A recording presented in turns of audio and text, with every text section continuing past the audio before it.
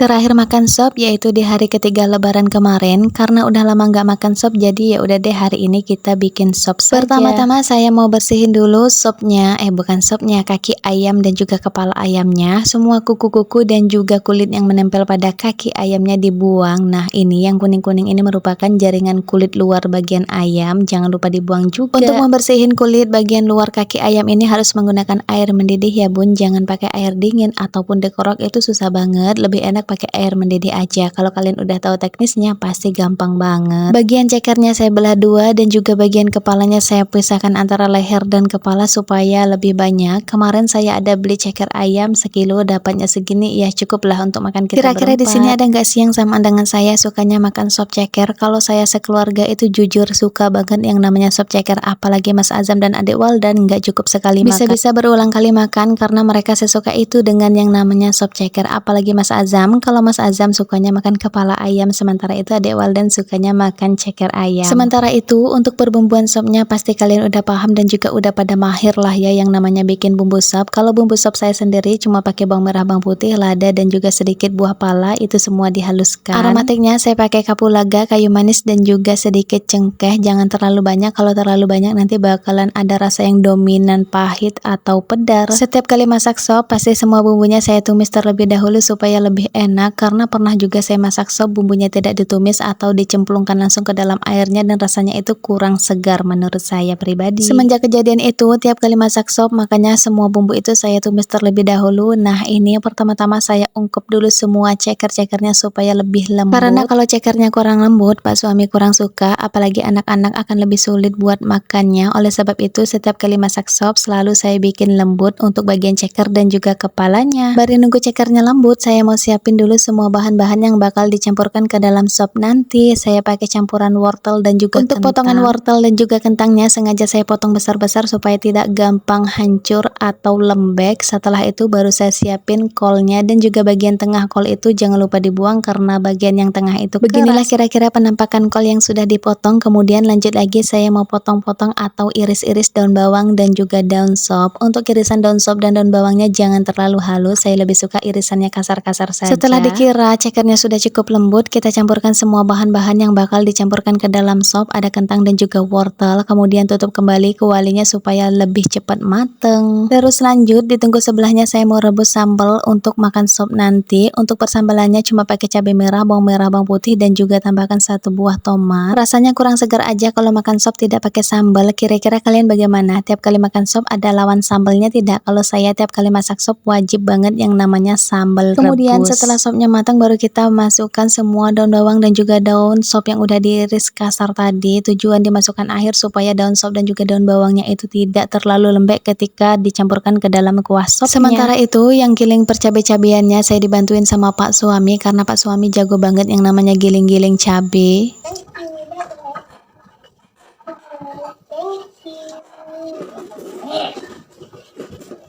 Pas banget sayur sopnya udah mateng, Mas Azam dan Adik Waldan saatnya makan siang. Tapi sebelum itu saya suruh mereka duduk anteng dulu di bawah. Kalau udah makan sop begini mereka itu antusias banget buat makan, apalagi Mas Azam dan Adik Waldan sangat suka sekali yang namanya makan sop, bisa-bisa berulang kali mereka nambah.